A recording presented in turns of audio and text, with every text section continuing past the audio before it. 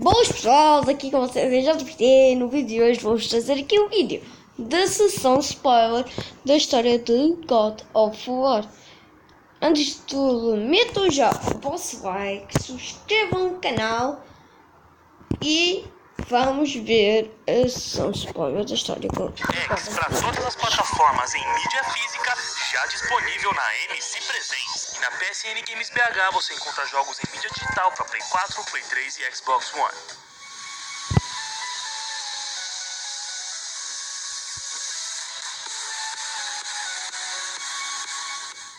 E aí galera do canal do Estudando Game, sejam bem-vindos à sessão spoiler de God of War 2. Pra quem não sabe, a sessão spoiler é um quadro aqui do meu canal, onde eu conto a história completa de qualquer game ou franquia com todos os detalhes e spoilers. E depois de contar toda a história de God of War 1 no vídeo anterior, onde eu falei até mesmo das origens dos deuses, dos titãs e tudo sobre o universo de God of War, eu tô trazendo pra vocês God of War número 2, tá certo? Caso não tenha assistido a sessão spoiler de God of War 1, saiba que é altamente recomendável que você assista para entender os eventos desse game aqui. Beleza? Então, sendo assim, sem mais delongas, vamos à sessão spoiler de God of War 2. Senta que lá vem história. Conforme mostrado no final de God of War 1, Kratos virou o todo-poderoso deus da guerra. Com isso, ele passou a liderar o exército espartano contra outras cidades gregas, com o objetivo de tomar toda a Grécia em nome de Esparta. Ligeiro ele, né? Em uma de suas empreitadas, Hera, a esposa de Zeus, manda um de seus monstros, chamado Argus, para impedir Kratos e o seu exército. Kratos o enfrenta, mas antes de conseguir matá-lo, um assassino chega e mata o bicho. Esse assassino queria destruir a reputação de Kratos com os deuses do Olimpo. Kratos o persegue por toda a Grécia e acaba descobrindo que ele era Ezio Auditore. Tô brincando, galera, tô brincando. E ele acaba descobrindo quem era o seu mestre, Cérix, filho do deus Hermes, que também era um dos mensageiros dos deuses. Ele tinha uma mensagem de Zeus a Kratos, onde o rei dos deuses pedia para o deus da guerra parar com as atrocidades por toda a Grécia. Kratos recusa a clemência de Zeus e enfrenta Cérix, o matando e irritando o rei dos deuses. Isso acontece no game para mobile, ou seja, no game para celular, chamado God of War Betrayal. É aí que Kratos percebe que ele nunca seria bem-vindo no Olimpo e que algo de muito ruim envolvendo ele e os deuses do Olimpo estava prestes a acontecer. Mesmo se tornando um deus, Kratos ainda estava enfurecido por causa de suas incessantes visões e seus pesadelos sobre seu passado. Lembram-se que após matar Ares, Atena e os deuses perdoam os pecados de Kratos, mas não removem seus pesadelos? Então, o novo deus da guerra estava mais do que puto com isso. Sendo assim, ele decide investigar o seu passado e, mesmo contra os conselhos de Atena, viaja para a cidade de Atlântida à procura do templo de Poseidon.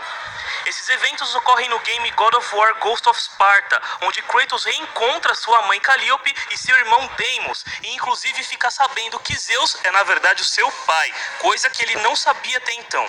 Se quiserem saber a história completa de God of War Ghost of Sparta, é só clicar aí na imagem que está aparecendo para você assim que o vídeo estiver disponível, ou seja, anotações ligadas aí para saber. Foi após esse game que a cidade de Atlântida foi afundada e que Kratos trocou a sua mágoa por ódio. Kratos já havia conseguido muitos desrespeito por parte dos deuses, graças à sua incessante busca de ajudar os espartanos a dominarem a Grécia. Sua próxima conquista seria a cidade de Rhodes. God of War 2 começa exatamente com o exército de Kratos atacando essa tal cidade, e Kratos se preparando para entrar na batalha.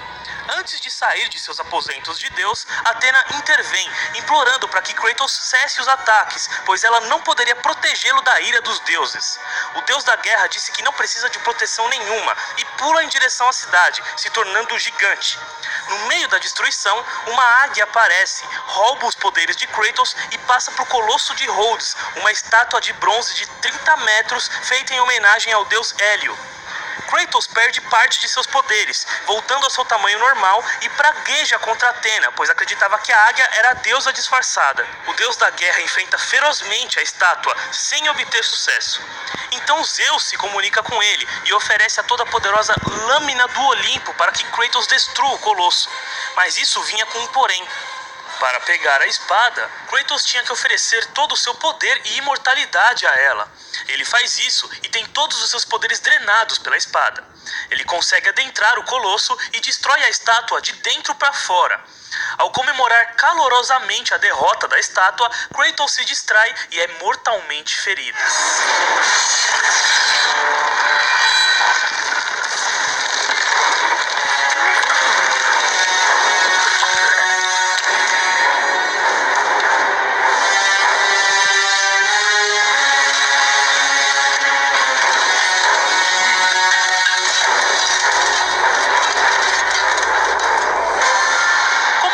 Havia entregado todo o seu poder de Deus à espada, ele havia voltado a ser um mero mortal.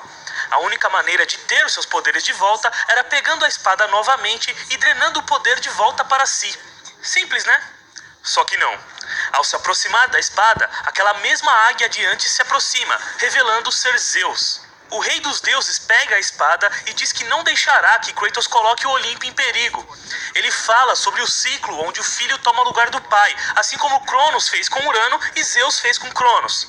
Ao matar Ares, Kratos havia provado ser capaz de destronar Zeus, e o rei dos deuses não deixaria que o ciclo voltasse a acontecer.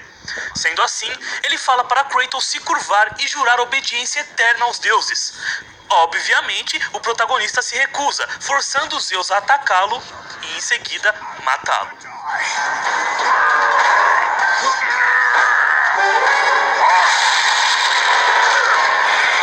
Everything you have ever known, Kratos, will now suffer because of your sacrilege. You will never be the ruler of Olympus. The cycle ends here.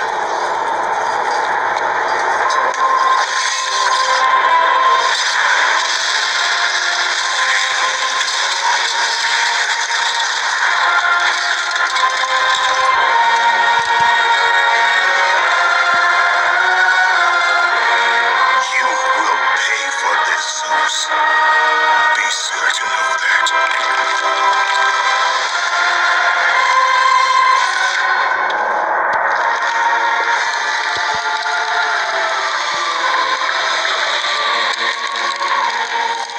Kratos morre e é levado para uma eternidade de tormentos no submundo.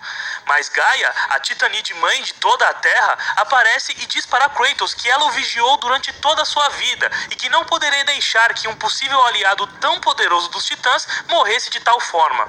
Ela cura os ferimentos de Kratos, fazendo-o voltar à vida, e promete que irá ajudá-lo a buscar vingança contra Zeus, junto dos outros Titãs. Kratos escapa do submundo e encontra o único soldado espartano que havia sobrevivido ao ataque de Zeus. O protagonista ordena que ele volte a Esparta e a proteja de qualquer mal. Após se despedirem, Gaia chama o cavalo alado Pégasus para ajudar Kratos. O protagonista monta na criatura e parte em direção ao Monte Olimpo. No meio do caminho, a Titanide Gaia intervém dizendo que Kratos era agora um mero mortal, portanto não poderia enfrentar os deuses no mano a mano. A única maneira de derrotá-los era voltando ao passado e pegando a lâmina do Olimpo antes que Zeus o fizesse. Para isso, o protagonista deveria encontrar as Moiras, mais conhecidas como as Três Irmãs do Destino. Elas eram responsáveis pelo tempo e pelo destino de todos os seres vivos, sejam mortais, titãs ou deuses. Mas antes de ir para a Ilha da Criação, que é onde ficava a casa das irmãs, Gaia demanda que o protagonista vá até a montanha que abriga o seu filho, o titã Tifão. Neste local, Kratos encontraria o poder necessário para enfrentar as irmãs. As Moiras, ou as Irmãs do Destino, como eu já disse, cuidavam da linha do tempo de todos os seres vivos. Eram 3 mulheres lúgubres responsáveis por fabricar, tecer e cortar aquilo que seria o fio da vida de todos os indivíduos. Para isso, elas utilizam a roda da fortuna, que é o tear utilizado para se tecer os fios. Dentre elas estavam Cloto, que tecia o fio da vida, ou seja, era a irmã responsável pelo nascimento de todos os seres, Láquesis, que puxava e enrolava o fio, ou seja, definindo o que cada um ganharia ou perderia ao longo da vida, e Atropos, que cortava o fio da vida, ou seja, determinava a morte de todos. A origem do Pégasus, que é um cavalo com asas, é desconhecida no universo de God of War, mas na mitologia original existem 2 versões. Uma é que ele foi criado quando a cabeça da Górgona Medusa foi cortada por Perseu, e outra que ele é filho de Poseidon. Montado no Pegasus, Kratos vai em direção à Montanha de Tifão. Chegando lá, Kratos se depara com ninguém mais, ninguém menos que o titã Prometeu, que ainda estava em seu eterno tormento por ter dado a chama do Olimpo aos humanos. Vocês se lembram da história que eu expliquei na sessão spoiler de God of War 1, né? Que ele foi tornado imortal por Zeus para todo dia ter seu estômago comido por uma águia gigante? Então, o protagonista o encontra no exato momento que seu estômago estava sendo comido pelo animal. Prometeu conversa com Kratos e implora que o fantasma de Esparta acabe com seu sofrimento. A única maneira de se fazer isso era o matando, ao jogá-lo em um recipiente que estava logo abaixo dele, que continha chamas do Olimpo. O fantasma de Esparta tenta soltá-lo da corrente, mas ao cair, Prometeu fica pendurado pelo pescoço nela. Sendo assim, o protagonista procura uma maneira de soltá-lo. Ele adentra a montanha e se depara com um grande tifão, o Titã do Vento, que estava preso. Esse era o seu punimento após a Grande Guerra, ficar preso para sempre naquela montanha cavernosa. Kratos tenta conversar com ele, mas Tifão se recusa a ajudá-lo e tenta matar o protagonista da única maneira que pode, assoprando ele para longe. Kratos consegue se segurar e inclusive pula no olho do Titã e tira um arco de lá, que seria a chave para libertar Prometeu. Tomando cuidado para não ser morto, Kratos retorna a Prometeu e atira na corrente com um arco de Tifão. Prometeu caiu na chama do Olimpo e tornou-se um só junto a ela, passando o poder dos titãs para Kratos. Agora, o fantasma de Esparta estava mais do que preparado para ir atrás das moiras. Sem perder tempo, ele monta no Pegasus e vai em direção à Ilha da Criação. Kratos chega até o suposto local, mas percebe que aquele lugar era, na verdade, uma outra ilha, que dava acesso aos Corcéis do Tempo. Lembram-se que na sessão spoiler de God of War 1, eu falei que os Corcéis do Tempo foram um presente de Cronos às Moiras para que elas alterassem o seu destino? Então, a Ilha da Criação, na verdade, estava afastada do mundo humano, meio que na borda da Terra. Os Corcéis serviam para puxá-la e permitir que ela fosse acessada a partir dessa outra ilha que Kratos estava. Sendo assim, Kratos vai até os Corcéis e lá se depara com Teseu, que era o guardião do local. Na mitologia original, Teseu foi o homem que matou o temível Minotauro. Em God of War, ele é apenas um grande guerreiro que fora escolhido pelas irmãs para proteger os Corcéis. Impaciente e sem querer perder tempo, Kratos demanda que Teseu entregue a chave de acesso aos cavalos, mas o guardião se nega a entregá-la. Os dois batalham e Kratos acaba por matar Teseu com muita violência.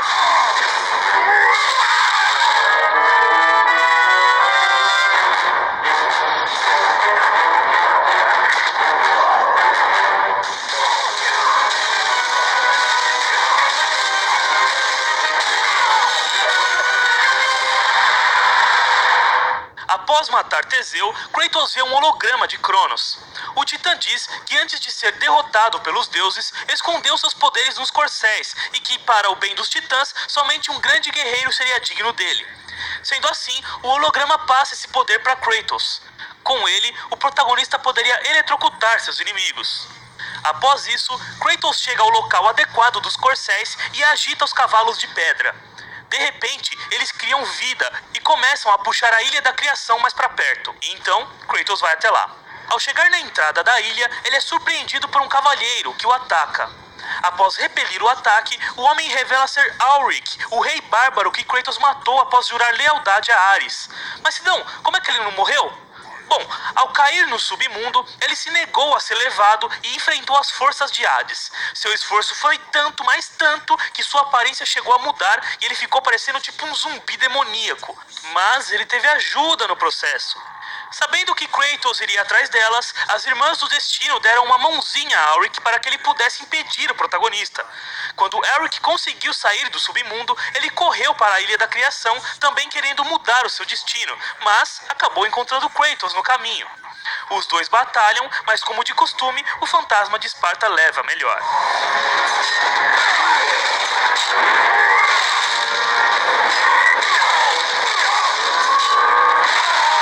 Após matar Auric, Kratos acaba enfrentando Euryale, que era a irmã de Medusa.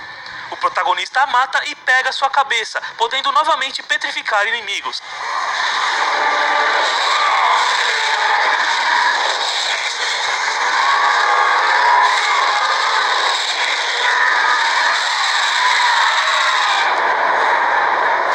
Vamos falar das Górgonas.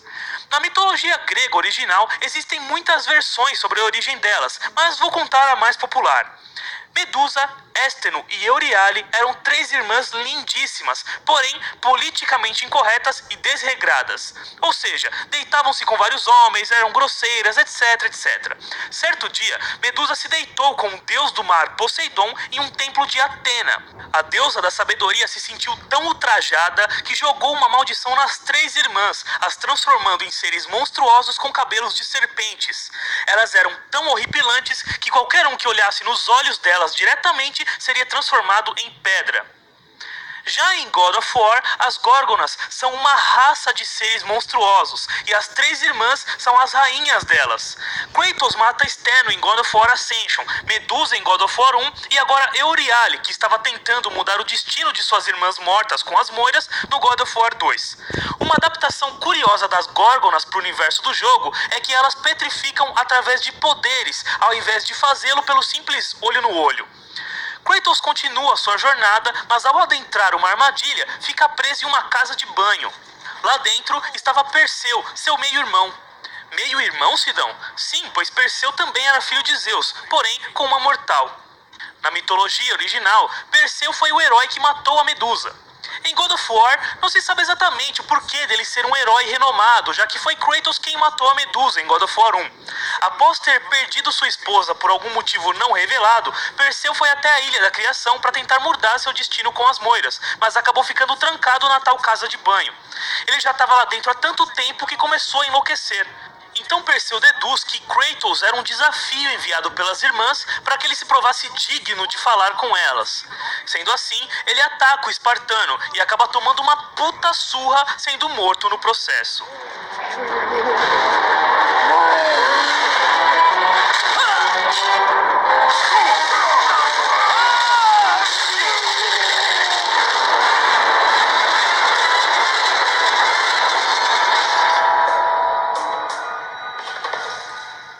Chegando perto do palácio das irmãs, Kratos se depara com Ícaro, um velho louco com asas em suas costas. O velho diz que é ele que vai falar com as irmãs e ataca o protagonista. Durante a briga, os dois caem da ponte que estavam e passam a brigar no ar. No final, Kratos arranca as asas do velho, flutuando para um local seguro enquanto Ícaro cai no submundo.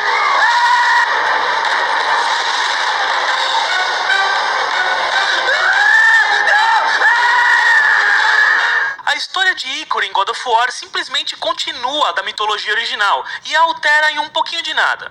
Após assumir o trono da cidade de Creta, Minos, que era filho de Zeus com uma mortal, mais um, né, puta que pariu, passou a combater seus irmãos pelo direito de governar a cidade. Então ele pediu para que Poseidon lhe enviasse um touro branco como a neve, como um sinal de aprovação ao seu reinado. O deus do mar aceita, mas Minos deveria sacrificar o animal em homenagem ao deus assim que o recebesse. Só que Minos ficou tão encantado com o touro que decidiu mantê-lo vivo devido à sua imensa beleza. Para punir Minos, a deusa Afrodite fez com que a mulher do rei, chamada Pasífae, se apaixonasse perdidamente pelo touro. Agora, tirem as crianças da sala. Sendo assim, Pasífae pediu ao artesão Dédalo que lhe construísse uma vaca de madeira na qual ela pudesse se esconder dentro e ter relações com o touro branco.